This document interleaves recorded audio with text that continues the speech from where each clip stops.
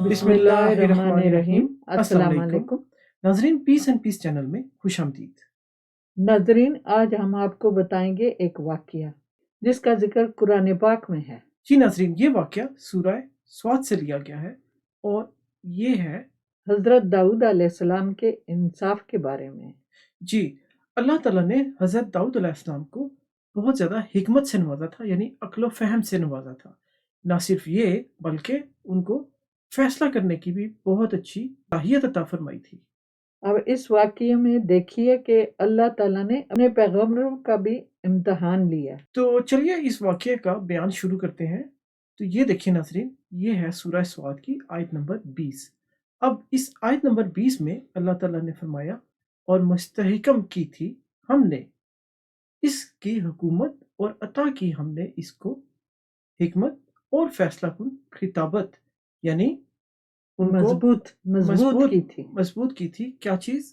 ایک تو عقل، حکمت، اور دوسری فیصلہ کن خطابت، یعنی جو بھی وہ ڈیسیژن کرتے تھے، یعنی ججمنٹ، جیسا کہ آج کل ججز حضرات فیصلہ کرتے ہیں، یا فیملی کے بڑے بزرگ فیملی میں چھوٹے بڑے مسئلوں کو حل کرنے کے لیے فیصلہ کرتے ہیں دونوں پارٹیوں کو سنتے ہوئے۔ تو اسی طرح یہ صلاحیت اللہ تعالیٰ نے حضرت داؤد علیہ السلام کو عطا فرمائی تھی۔ ناظرین، سورہ سواد کی آیت نمبر 21، اس کا ترجمہ کچھ یوں ہے: اور کیا پہنچی تمہیں خبر ان جھگڑنے والوں کی جب وہ دیوار پھلانگ کر آئے محراب میں۔ اس میں اللہ تعالیٰ انسانوں کو آگاہی دے رہے ہیں۔ جھگڑا کرنے والے دیوار پھلانگ کے آئے تھے۔ جی، ابھی اللہ تعالیٰ نے قرآن پاک کی اس آیت کے ذریعے صرف ایک میسج دیا کہ کیا تمہیں اس واقعے کا علم ہے۔ اب آیت نمبر 22 میں اللہ تعالیٰ مزید فرماتے ہیں: جب وہ پہنچے داؤد کے پاس تو گھبرایا ان سے، انہوں نے کہا خوف نہ کر، ہم دو فریق ہیں کہ زیادتی کی ہم میں سے ایک نے دوسرے پر، تو فیصلہ کر ہمارے درمیان انصاف سے، اور نہ کر بے انصافی، اور رہنمائی کر ہماری سیدھے راستے کی طرف۔ وہ جو دو آدمی پھلانگ کے دیوار آئے تھے، حضرت داؤد علیہ السلام دیکھ کے ان کو گھبرا گئے۔ داؤد علیہ السلام بیزی تھے، مصروف تھے اپنی ایک محراب میں جس میں وہ عبادت کیا کرتے تھے۔ جب انہوں نے دو اشخاص کو دیکھا جو دیوار پھلانگ کر اترے تو وہ گھبرا گئے۔ جی، دو اشخاص نے کہا آپ گھبرائیں نہ، ہم صرف انصاف کے لیے آئے ہیں۔ یعنی ان کا ایک جھگڑا ہے، اس کے سلوشن کے لیے، اس کے حل کے لیے ہم تشریف لائے ہیں۔ تو چونکہ ایسے کوئی دیوار پھلانگ کر آئے تو کوئی بھی شخص، کوئی بھی انسان گھبرا جائے گا کہ آخر یہ کون ہے اور کیسے آ رہے ہیں۔ لیکن اس پر انہوں نے حضرت داؤد علیہ السلام کو تسلی دی کہ گھبرائیے مت، ہم صرف انصاف کے لیے آئے ہیں۔ اور انہوں نے التجا کی، ہمارے ساتھ انصاف کر اور بے انصافی نہ کرنا، اور ہماری رہنمائی کر سیدھے راستے کی طرف۔ جی، اس کا مطلب یہ تھا کہ وہ چونکہ ایک امتحان لے رہے ہیں حضرت داؤد علیہ السلام کا، تو اس لیے انہوں نے ساتھ یہ بھی کہا کہ ہماری رہنمائی سیدھے راستے کی طرف کرنا۔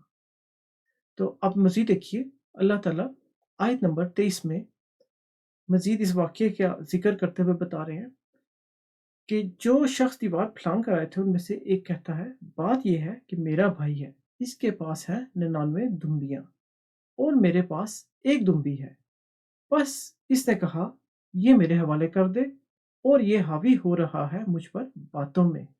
ایک بھائی کے پاس تھی 99 دمبیاں، یعنی فیمیل دمبا ہم کہتے ہیں، دمبا میل اور دمبی فیمیل۔ تو دمبیوں کا مطلب ہوا کہ فیمیل دمبے جن سے تھے دمبیاں۔ ایک کے پاس تھی 99 دمبیاں، جی، اور دوسرے کے پاس ایک ہی دمبی تھی۔ بالکل۔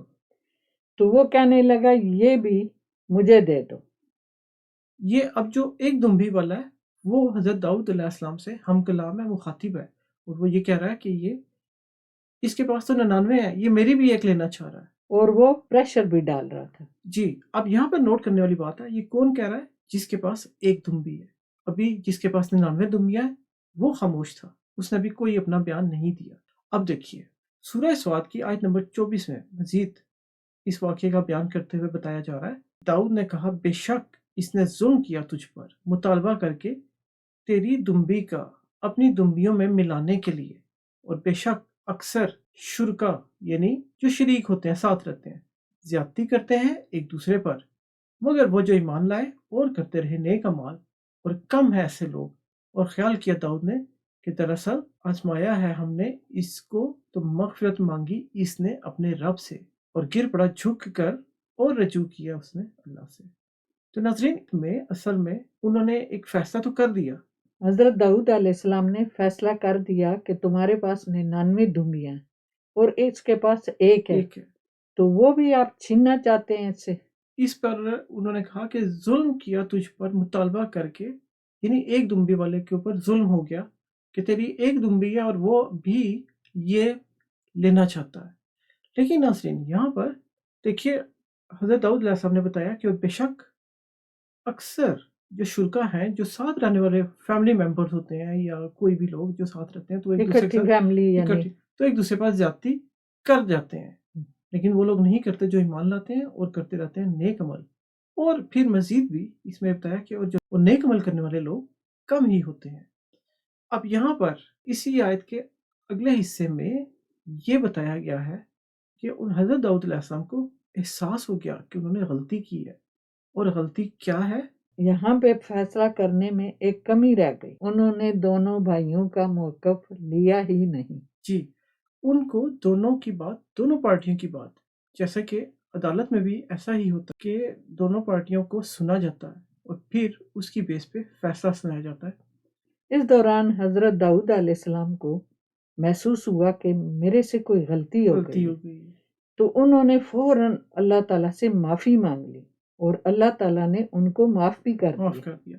اور اس سے جو اگلی آیت ہے، آیت نمبر 25، اس میں اللہ تعالیٰ نے فرمایا تو بخش دی ہم نے اس کی یہ، یعنی یہ خطا، اور بے شک اس کے لیے ہمارے پاس کرب ہے اور عمدہ مقام ہے، یعنی یہ اللہ تعالیٰ کے قریب بھی ہوئے اور ان کا اعلیٰ مقام بھی اللہ تعالیٰ کے پاس ہے، حضرت داؤد علیہ السلام کا۔ یعنی کرب کا مطلب ہے کہ قربت، قریب، قریب۔ قریب۔ کچھ تفسیروں میں یہ بھی بیان کیا گیا ہے کہ وہ دو جو آئے تھے وہ فرشتے تھے۔ جی، وہ شخص جو تھے دو انسانوں کے روپ میں آئے تھے، لیکن وہ فرشتے تھے، اور وہ حضرت داؤد علیہ السلام کا امتحان لینے آئے تھے اللہ تعالیٰ کی طرف سے۔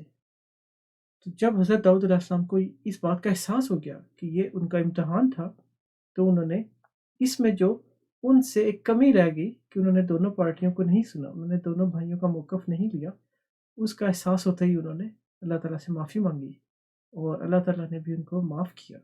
اور اس طرح سے یہ ایک میسج ہے ہم سب کے لیے کہ جب بھی کبھی آپ اس مقام پہ ہوں کہ جب آپ کو کسی جھگڑے میں کوئی ثالثی کا کردار ادا کرنا ہے، جب آپ کے پاس اللہ تعالیٰ اتنی قوت دے تو آپ انصاف ٹھیک سے کر سکیں۔ جی، جب اللہ تعالیٰ کوئی عہدہ دیتا ہے انسان کو، کوئی فیصلے والی جگہ ہوتی ہے، کسی کے بارے میں بھی فیصلہ دینا ہوتا ہے، تو اس کو چاہیے کہ اللہ تعالیٰ نے اس کو مقرر کیا ہے اس کام کے لیے، اور وہ دونوں پلڑے برابر رکھیں کہ حق اور انصاف کے ساتھ فیصلہ ہو۔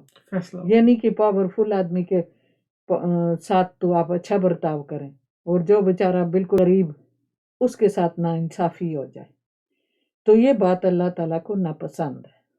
اور یہ بھی نہیں کہ ایک شخص اپنے آپ کو مظلوم پیش کر رہا اور اصل میں مظلوم نہ ہو، تو اس لیے دونوں پارٹیوں کا موقف سننا بہت ضروری ہے، اور بات کی تہ تک پہنچنا، جھگڑے کی تہ تک پہنچنا، اور پھر ایک انصاف کے حق اور انصاف کے ساتھ ساتھ فیصلہ فیصلہ کرنا۔ کرنا، یہ ایک بہت بڑی ذمہ داری ہے اور اللہ تعالیٰ کی طرف سے ایک امتحان بھی ہے۔ کوئی بھی شخص کسی ایسی پوزیشن پہ آ جائے جہاں پر اس کو فیملی میں، رشتہ داروں میں، یا کہیں پہ بھی، یا کوئی بھی کہیں بھی کوئی فیصلے کا مقام ہو، جس مقام ہو، جگہ آپ نے فیصلہ دینا ہو اپنا، جی جی جی، تو آپ حق اور انصاف کے ساتھ، یعنی دونوں کی سن کے پھر فیصلہ دیں کہ کس کا قصور ہے، کون بے قصور ہے۔ اور ناظرین اس کی مثال روزمرہ کی زندگی میں بے شمار گھروں میں آپ دیکھیں تو اگر آپ فیصلے ٹھیک کریں حق اور عدل اور انصاف کے ساتھ، تو بہت سارے لڑائی جھگڑے اور بڑے مسائل وہ بھی آپ حل کر سکتے ہیں۔ ہمیں چاہیے کہ ہم جو بھی فیصلہ کریں حق یعنی سچ ہوتا ہے، اور حق اور سچ کے ساتھ فیصلہ کریں۔ بالکل، اللہ تعالیٰ ہم سب کو یہ توفیق عطا فرمائے۔ اور ہمیں اللہ تعالیٰ کی خوشنودی حاصل ہو اور اللہ تعالیٰ ہم سے خوش اور راضی رہے۔ آمین۔ آمین۔ इस दुआ के साथ आपसे चाहते हैं नाज़रीन इजाज़त। वीडियोस को ज़्यादा से ज़्यादा लाइक और शेयर कीजिए ताकि अल्लाह ताला का पैगाम दुनिया भर में फैल सके और इस नेकी में आप हमारे साथ शामिल रहें। चैनल को सब्सक्राइब कीजिए ताकि हमारी हौसला अफ़ज़ाई भी हो और इस नेक कार्य खैर में हम सब हिस्सेदार भी हों। तो अपना बहुत ख्याल रखिएगा। मिलेंगे हम इंशाल्लाह आपसे अगली वीडियो में। तब तक के लिए हमारी तरफ से खुदा हाफिज। अल्लाह हाफ़िज़।